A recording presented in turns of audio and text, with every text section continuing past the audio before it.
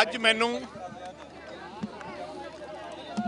Bible ਕਾਣਾ ਜਿਹੜਾ case register ਹੋਇਆ ਹੈ ਉਹਦੇ ਸੰਬੰਧ ਵਿੱਚ ਮੈਨੂੰ ਕੋਈ ਮੈਥੋਂ ਇਨਫੋਰਮੇਸ਼ਨ ਮੰਗ ਰਹੇ ਸੀ। ਮੈਂ ਆਫਿਸਰਸ ਨੂੰ ਆਈ ਗੱਲ ਕਹੀ ਹੈ ਕਿ ਪਿਛਲੇ 7 ਸਾਲ ਜਿਹੜਾ ਇੰਨੀ ਦੁਖਦਾਈ ਘਟਨਾ ਹੋਈ ਬੇਅਦਬੀ ਦੀ, ਪਿਛਲੇ 7 ਸਾਲ ਜਿਹੜੀਆਂ ਸਰਕਾਰਾਂ ਆਈਆਂ ਕਾਂਗਰਸ ਤੇ ਹੁਣ ਆਮ ਆਦਮੀ ਪਾਰਟੀ, ਇਹਨਾਂ ਦਾ ਨਿਸ਼ਾਨਾ ਦੁਸ਼ਮਣ ਨੂੰ ਜਿਹੜੇ ਦੋਸ਼ੀਆਂ ਨੂੰ ਫੜਨਾ ਨਹੀਂ, ਇਹਨਾਂ ਦਾ ਨਿਸ਼ਾਨਾ ਕੱਲਾ ਪੋਲਿਟਿਕਸ ਕਰਨਾ, ਸਿਆਸਤ ਕਰਨਾ। ਕਵਰ ਵਿਜੇ ਪ੍ਰਤਾਪ 5 ਸਾਲ ਉਹਨੇ ਕੁਛ ਨਹੀਂ ਕੀਤਾ, ਕੱਲੀ ਸਿਆਸਤ ਖੇਡੀ। ਆਨਰੇਬਲ ਹਾਈ ਕੋਰਟ ਨੇ ਬੜੇ ਸਖਤ ਲਫ਼ਜ਼ਾਂ ਨਾਲ ਕਿਹਾ, ਆਪਣੇ ਫਾਈਂਡਿੰਗਸ ਦਿੱਤੀਆਂ ਕਵਰ ਵਿਜੇ ਖਿਲਾਫ ਦੇ ਖਿਲਾਫ ਤੋਂ ਇਨਵੈਸਟੀਗੇਸ਼ਨ ਰੱਦ ਕੀਤੀ। ਮੈਂ ਇਹਨਾਂ ਨੂੰ ਆਹੀ ਕਿਹਾ, ਜਿਹੜੇ ਅਫਸਰ ਸਾਹਿਬਾਨ ਜਿਹੜੇ ਆਏ ਸੀ, ਸ਼੍ਰੋਮਣੀ ਅਕਾਲੀ ਦਲ ਨੂੰ ਕਿਤੇ ਮਰਜ਼ੀ ਕਿਸੇ ਵੀ ਲੀਡਰ ਨੂੰ ਮੈਨੂੰ ਕਿਤੇ ਵੀ ਬੁਲਾ ਲੈਣ, ਇਨਫੋਰਮੇਸ਼ਨ ਜੋ ਸਾਡੇ ਕੋਲ ਅਸੀਂ ਦੇਣ ਨੂੰ ਤਿਆਰ ਹਾਂ, ਅਸੀਂ ਕੋਆਪਰੇਟ ਕਰਨ ਨੂੰ ਤਿਆਰ ਹਾਂ। ਪਰ ਮੇਰਾ ਇੱਕੋ ਇੱਕ ਬੇਨਤੀ ਹੈ ਕਿ ਇਹਦੇ 'ਚ ਪੋਲਿਟਿਕਸ ਨਹੀਂ ਹੋਣੀ ਚਾਹੀਦੀ। ਸਾਰਾ ਪੰਜਾਬ ਚਾਹੁੰਦਾ ਕਿ ਦੋਸ਼ੀ ਫੜੇ ਜਾਣ, ਪਰ ਅਫਸੋਸ ਕਿ ਇੱਥੇ ਦੋਸ਼ੀ ਫੜਨ ਦੀ ਬਜਾਏ ਪੋਲੀਟੀਕਲ ਗੇਮਸ ਹੋ ਰਹੀਆਂ ਜਿਹੜੀਆਂ ਨਹੀਂ ਹੋਣੀ ਚਾਹੀਦੀਆਂ। ਸੁਖਬੀਰ ਜੀ, ਪਹਿਲਾਂ ਵੀ ਤੁਹਾਨੂੰ ਐਸਆਈਟੀ ਨੇ ਇਸ ਤਰ੍ਹਾਂ ਬੁਲਾਇਆ ਸੀਗਾ, ਪੁੱਛਗਿੱਛ ਪਹਿਲਾਂ ਹੋਈ ਸੀ, ਹੁਣ ਦੁਬਾਰਾ ਬੁਲਾਇਆ ਗਿਆ, ਕਾਰਨ ਕੀ ਮੰਨਦੇ? ਮੈਂ ਉਹੀ ਕਹਿ ਰਿਹਾ, ਜਦੋਂ ਵੀ ਅਸੀਂ ਕਿਸੇ ਵੀ ਸਰਕਾਰ ਦੇ ਖਿਲਾਫ ਕੋਈ ਅਸੀਂ ਸ਼ੁਰੂ ਕਰਦੇ ਹਾਂ ਸੰਘਰਸ਼। ਹੁਣ ਆਮ ਆਦਮੀ ਪਾਰਟੀ ਨੇ ਪਿਛਲੇ 6 ਮਹੀਨਿਆਂ 'ਚ ਕੁਛ ਨਹੀਂ ਕੀਤਾ। ਕਰਨਾ ਕੀ ਸੀ? ਲੋਕੀ ਦੁਖੀ ਹੋਏ ਪਏ ਆ। ਆਪਣਾ ਮੁੱਦੇ ਨੂੰ ਡਾਇਵਰਟ ਕਰਨ ਵਾਸਤੇ ਉਹਨਾਂ ਨੇ ਜਾਣ ਕੇ ਮੈਨੂੰ ਸਮਨ ਕਰਾਇਆ। ਸਵਾਲ ਜਵਾਬ ਪੁਰਾਣੇ ਸੀ ਜਾਂ ਨਵੇਂ ਵੀ ਕੁਝ ਕੀਤੇ ਗਏ ਜੀ ਇਸ ਵਾਰ? ਕੋਈ ਸਾਰੇ ਹੀ ਜਵਾਬ ਸਵਾਲ ਉਹਨਾਂ ਨੂੰ ਪਤਾ ਹੀ ਹੈ। ਉਹ ਜਿਹੜੀ ਰਿਪੋਰਟ ਹੈ, ਸਾਰੇ ਪੁਲਿਸ ਵਾਲਿਆਂ ਸਾਰਿਆਂ ਨੂੰ ਪਤਾ ਹੈ। ਇਹਨਾਂ ਦਾ ਇੰਟਰਸਟ ਜਿਹੜੀ ਗਵਰਨਮੈਂਟ ਦਾ ਦੋਸ਼ੀ ਫੜਨਾ ਨਹੀਂ। ਮੈਂ ਤੁਹਾਡੇ ਰਾਹੀਂ ਫਿਰ ਤੋਂ ਬੇਨਤੀ ਕਰਨਾ ਚਾਹੁੰਦਾ, ਜਿਹੜੇ ਸਿੱਟ ਦੇ ਮੈਂਬਰਾਂ ਨੂੰ ਵੀ ਤੇ ਸਾਰੇ ਪੰਜਾਬੀਆਂ ਦੀ ਭਾਵਨਾ ਤੁਹਾਡੇ ਰਾਹੀਂ ਦੱਸਣਾ ਚਾਹੁੰਦਾ ਹੈ। ਪੰਜਾਬੀ ਦੋਸ਼ੀਆਂ ਨੂੰ ਫੜਨਾ ਚਾਹੁੰਦੇ ਆ, ਸਿਆਸਤ ਨਹੀਂ ਕਰਾਉਣਾ ਚਾਹੁੰਦੇ। 14 ਤਰੀਕ ਨੂੰ ਦੁਬਾਰਾ ਫੇਰ ਇੱਕ ਵਾਰੀ ਇੱਥੇ ਬੁਲਾਇਆ, ਜਦੋਂ ਮਰਜ਼ੀ ਬੁਲਾਉਣ, ਜਿੱਥੇ ਮਰਜ਼ੀ ਬੁਲਾਉਣ, ਅਸੀਂ ਤਿਆਰ ਹਾਂ। ਕੇਸ ਹੈ ਬਾਈਬਲ ਕਲਾਂ ਦੀ ਫਾਇਰਿੰਗ ਦਾ। ਅੱਜ ਦੀ ਜਿਹੜੀ ਐਸਆਈਟੀ ਸੱਦੀ ਗਈ ਹੈ, ਐਸਆਈਟੀ ਨੇ ਸੱਦਿਆ ਬਾਈਬਲ ਕਲਾਂ 'ਚ ਜੋ ਫਾਇਰਿੰਗ ਹੋਈ ਸੀ। ਸ਼੍ਰੋਮਣੀ ਅਕਾਲੀ ਦਲ ਵੀ ਚਾਹੁੰਦਾ ਹੈ ਕਿ ਬਾਈਬਲ ਕਲਾਂ ਦੀ ਫਾਇਰਿੰਗ ਦਾ ਇਹ ਸੱਚਾਈ ਸਾਹਮਣੇ ਆਵੇ। ਹੁਣ ਤੁਸੀਂ ਮੈਨੂੰ ਇਹ ਸਮਝਾ ਦੇਣ, ਜਾਂ ਐਸਆਈਟੀ ਜਾਂ ਸਰਕਾਰ, ਐਸਆਈਟੀ ਤੇ ਤਾਂ ਜੇ ਇੰਡੀਪੈਂਡੈਂਟ ਕੰਮ ਮੈਨੂੰ ਨਹੀਂ ਲੱਗਦਾ ਕਰ ਪਾ ਰਹੇ ਆ। ਜੇ ਕਰ ਲੈਣ ਤੇ ਬਹੁਤ ਚੰਗੀ ਗੱਲ ਹੈ, ਮਗਰ ਆਪਾਂ ਪਿਛਲੀ ਐਸਆਈਟੀ ਵੀ ਵੇਖ ਲਈ, ਜਿਹਦੇ 'ਚ 4 ਜਿਹੜੇ ਉਹਨਾਂ ਦੇ ਮੈਂਬਰ ਸਨ, ਇੱਕ ਮੈਂਬਰ ਤੋਂ ਵੱਖ ਹੋ ਗਏ, ਔਰ ਜਿਹੜਾ 5ਵਾਂ ਮੈਂਬਰ ਸੀ ਉਹਨੇ ਇਹਦਾ ਸਿਆਸੀ ਲਾਹਾ ਲੈਂਦੇ ਆਪ ਉਹ ਇੱਕ ਪਾਰਟੀ 'ਚ ਸ਼ਾਮਿਲ ਹੋ ਗਿਆ, ਮੁੜ ਕੇ ਐਮਐਲਏ ਦੀ ਇਲੈਕਸ਼ਨ ਲੜ ਗਿਆ। ਉਹਨੇ ਤਾਂ ਆਪਦੇ ਫਾਇਦੇ ਵੇਖੇ। ਜੋ ਉੱਥੇ ਦੁਖਦਾਈ ਘਟਨਾ ਵਾਪਰੀ, ਉਹਦੇ ਇਨਸਾਫ ਲਈ ਕੁਝ ਨਹੀਂ ਕੀਤਾ, ਆਪਣਾ ਫਾਇਦਾ ਲਿਆ ਤੇ ਪਾਰ ਗਏ। ਅੱਜ ਵੀ ਲਿਪ ਸਰਵਿਸ ਕਰਦੇ ਆ।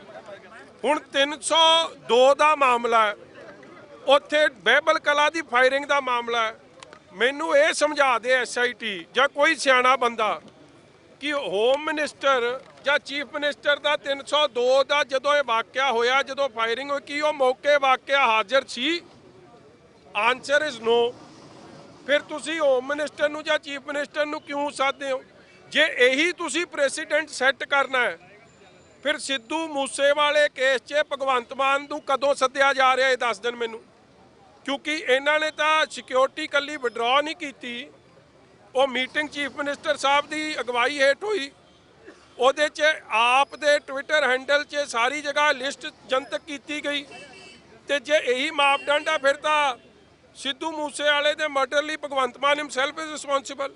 ਔਰ ਜੇ ਇਹੀ ਮਾਪਦੰਡ ਨੇ, ਜੋ ਪਟਿਆਲੇ 'ਚ ਕਲੈਸ਼ਿਸ ਹੋਏ, ਉਹਦੇ ਲਈ ਵੀ ਹੀ ਇਜ਼ ਰਿਸਪੌਂਸਿਬਲ। ਔਰ ਜਿੰਨੀਆਂ ਵੀ ਡੈਥਾਂ ਹੋ ਰਹੀਆਂ ਨੇ ਪੰਜਾਬ 'ਚ, ਉਹਦੇ ਲਈ ਸਰਕਾਰ ਇਜ਼ ਰਿਸਪੌਂਸਿਬਲ। ਇਸ ਲਈ ਚਾਹੀਦਾ ਨਹੀਂ, ਤੁਸੀਂ ਲੋਕਾਂ ਦੀਆਂ ਭਾਵਨਾ ਨਾਲ ਨਾ ਖੇਡੋ, ਇਨਸਾਫ ਦੀ ਗੱਲ ਕਰੋ, ਇਨਸਾਫ ਦੇਣ ਦੀ ਗੱਲ ਕਰੋ। ਹੁਣ 302 ਦਾ ਕੇਸ ਹੈ, ਜੇ ਕੋਈ ਉਸ ਵੇਲੇ ਪੰਜਾਬ 'ਚ ਹੀ ਨਹੀਂ ਸੀ ਜਾਂ ਕੋਈ ਚੰਡੀਗੜ੍ਹ ਬੈਠਿਆ ਸੀ ਉਹਨੂੰ 302 ਦੇ ਕੇਸ 'ਚ ਕਿੱਥੋਂ ਲਿਆਉਂਗੇ?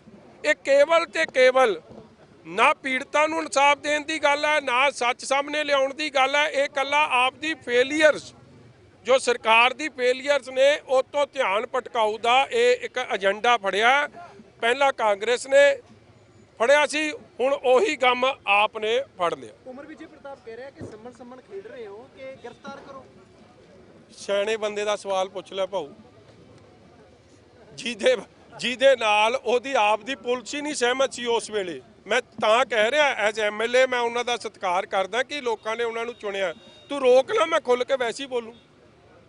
ਉਹਦੇ ਥਾਪੀ ਨਾਲ ਨਾ ਮਾਰ, ਮੈਂ ਖੁੱਲ ਕੇ ਵੈਸੇ ਹੀ ਬੋਲਣ ਵਾਲਾ ਬੰਦਾ। ਐਜ਼ ਅਫਸਰ ਉਹਦਾ ਸਤਿਕਾਰ ਨਹੀਂ, ਉਹਦੇ ਆਪ ਦੇ ਨਹੀਂ ਕਰਦੇ। ਜਦੋਂ 5 ਮੈਂਬਰੀ ਟੀਮ ਸੀ, ਪ੍ਰਬੋਧ ਕੁਮਾਰ ਜੀ ਵਾਸ ਦਾ ਸੀਨੀਅਰ ਮੋਸਟ, ਉਹਨਾਂ ਨੇ ਕਹਿਤਾ ਮੈਂ ਇਹਨਾਂ ਦੀ ਇਨਕੁਆਇਰੀ ਨਾਲ ਨਹੀਂ ਸਹਿਮਤ। ਬੜੀ ਵੱਡੀ ਗੱਲ ਹੈ, ਤੁਹਾਡਾ ਬੌਸ ਤੁਹਾਡੀ ਕਹਿ ਦੇਵੇ ਮੈਂ ਤੁਹਾਡੀ ਇਨਕੁਆਇਰੀ ਨਾਲ ਨਹੀਂ ਸਹਿਮਤ। ਅਰੁਣਪਾਲ ਜੀ ਦੂਜੇ ਨੰਬਰ ਤੇ ਸੀ, ਉਹਨਾਂ ਨੇ ਕਹਿਤਾ ਮੈਂ ਨਹੀਂ ਸਹਿਮਤ। ਜੂਨੀਅਰਸ ਨੇ ਕਹਿਤਾ ਮੈਂ ਨਹੀਂ ਸਹਿਮਤ। ਅਖੀਰ 'ਚ ਮਾਮਲਾ ਹਾਈ ਕੋਰਟ ਗਿਆ। ਹਾਈ ਕੋਰਟ ਨੇ ਕੀ ਕਿਹਾ?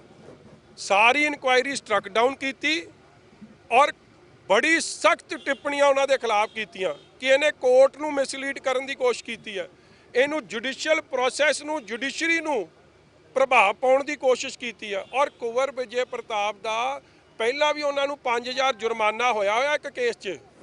ਇਹ ਸਾਰੀਆਂ ਰਿਕਾਰਡਿੰਗ ਹੋਈਆਂ ਕੀ ਔਰ ਅੱਜ ਤੱਕ ਉਹ ਕਾਇਮ ਨਹੀਂ ਉਹ ਸਾਰੀ ਗੱਲਾਂ। ਇਸ ਲਈ ਜਿਸ ਅਫਸਰ ਨੇ ਇਹ ਇਨਕੁਆਇਰੀ ਸਿਰਫ ਆਪਣੇ ਸਿਆਸੀ ਫਾਇਦੇ ਵਾਸਤੇ ਕੀਤੀ, ਉਹਦੇ ਵਾਸਤੇ ਟਿੱਪਣੀ ਦੇਣਾ ਮੇਰਾ ਫਰਜ਼ ਹੀ ਨਹੀਂ। ਉਹ ਜੋ ਮਰਜ਼ੀ ਕਹਿ ਸਕਦੇ, ਆਜ਼ਾਦ ਪੰਛੀ ਆ। ਅੱਜ ਕੀ ਸਵਾਲ ਰਹੇ ਨੇ ਐਸਆਈਟੀ ਦੇ ਔਰ ਕੀ ਜਵਾਬ? ਪਾਉ ਮੈਨੂੰ ਤਾਂ ਸੱਦਿਆ ਨਹੀਂ। ਜਿਸ ਦਿਨ ਮੈਨੂੰ ਸੱਦਣਗੇ ਤੂੰ ਮੈਨੂੰ ਪੁੱਛ ਲਈ, ਮੈਂ ਤੈਨੂੰ ਦੱਸ ਦੂੰ। ਜਿਨ੍ਹਾਂ ਨੂੰ ਸੱਦਿਆ ਉਹ ਦੱਸ ਸਕਦੇ ਆ ਮੇਰਾ ਵੀਰ। ਆਈ ਵਾਸ ਨਾਟ ਕਾਲਡ ਨਾ, ਸੋ I don't know this. Badal Sahib the home ministry ਦੇ ਸਵਾਲ ਚੱਕਦੇ ਨੇ ਕਿ ਉਸ ਸਮੇਂ ਹੋਮ ਮਿਨਿਸਟਰੀ ਬਾਦਲ ਸਾਹਿਬ ਕੋਲ ਸੀਗੀ। ਮੇਰਾ ਵੀਰ ਮੈਂ ਫਿਰ ਕੀ ਹੁਣ ਇਸ ਵੇਲੇ ਸਿੱਧੂ ਮੂਸੇ ਵਾਲੇ ਦੀ ਡੈਥ ਵੇਲੇ ਹੋਮ ਮਿਨਿਸਟਰੀ ਕਿਹਦੇ ਕੋਲ ਹੈ? ਮੈਂ ਤਾਂ ਉਹੀ ਕਹਿ ਰਿਹਾ, ਫਿਰ ਮਾਪਦੰਡ ਬਰਾਬਰ ਕਰ ਦਿਓ ਨਾ। You can't have different set of rules have to be of same. They can't be ਵੱਖਰੇ ਵੱਖਰੇ ਮਾਪਦੰਡ ਨਹੀਂ ਹੋ ਸਕਦੇ। Thank you. ਐਸਵਾਈਐਲ ਦੇ ਸੁਪਰੀਮ ਕੋਰਟ ਨੇ ਕਿਹਾ ਹੈ, ਉਹਦੇ ਤੇ ਰਿਐਕਸ਼ਨ ਚਾਹੀਦਾ ਹੈ। ਹਾਂਜੀ। ਐਸਵਾਈਐਲ ਨੇ ਕਿਹਾ ਹੈ ਕਿ ਪੰਜਾਬ ਨੇ ਕੋਆਪਰੇਟ ਨਹੀਂ ਕੀਤਾ। ਜਲ ਸ਼ਕਤੀ ਮੰਤਰਾਲੇ ਜਿਹੜਾ ਇਸ ਦਾ ਹੱਲ ਕਰਨਾ ਚਾਹੁੰਦਾ ਹੈ। ਇਸ ਮਹੀਨੇ 4 ਹਫ਼ਤਿਆਂ 'ਚ ਰਿਪੋਰਟ ਦੇਣ ਲਈ ਕਿਹਾ ਹੈ ਪੰਜਾਬ ਅਤੇ ਹਰਿਆਣਾ ਨੂੰ। ਦੇਖੋ ਮੈਂ ਸੁਪਰੀਮ ਕੋਰਟ ਦੇ ਕੀ ਟਿੱਪਣੀ ਹੈ ਬਗੈਰ ਪੜ੍ਹੇ ਮੈਂ ਉਹਦੇ ਬਾਰੇ ਕੁਝ ਨਹੀਂ ਕਹਿ ਸਕਦਾ। ਹਾਂ ਤੁਸੀਂ ਪੰਜਾਬ ਦੀ ਗੱਲ ਪੁੱਛੋ ਤਾਂ ਮੈਂ ਕਹਿ ਸਕਦਾ। ਉਹਨਾਂ ਨੇ ਕਿਹਾ ਪੰਜਾਬ ਨੇ ਸਹਿਯੋਗ ਨਹੀਂ ਦਿੱਤਾ, ਮੁੱਖ ਮੰਤਰੀ ਨੂੰ ਮੀਟਿੰਗ ਲਈ ਬੁਲਾਇਆ, ਉਹ ਮੀਟਿੰਗ 'ਚ ਨਹੀਂ ਆਏ। ਕਿਹੜੇ ਮੁੱਖ ਮੰਤਰੀ ਸਾਹਿਬ? ਮੌਜੂਦਾ ਦੀ ਕਿ ਸਾਹਿਬ? ਮੌਜੂਦਾ ਦੀ ਗੱਲ ਦੇਖੋ ਇਹਦੇ ਬਾਰੇ ਤਾਂ ਭਗਵੰਤ ਮਾਨ ਜੀ ਟਿੱਪਣੀ ਦੇਣ ਜਾਂ ਉਹਨਾਂ ਦੇ ਸਪੋਕਸਪਰਸਨ ਕੰਗ ਸਾਹਿਬ ਨੇ ਉਹ ਦੇਣ। ਮਜੀਠੀਆ ਸਾਹਿਬ ਪੰਜਾਬ ਦੇ ਕੋਲ ਪਾਣੀ ਨਹੀਂ ਆ ਦੇਣ ਨੂੰ।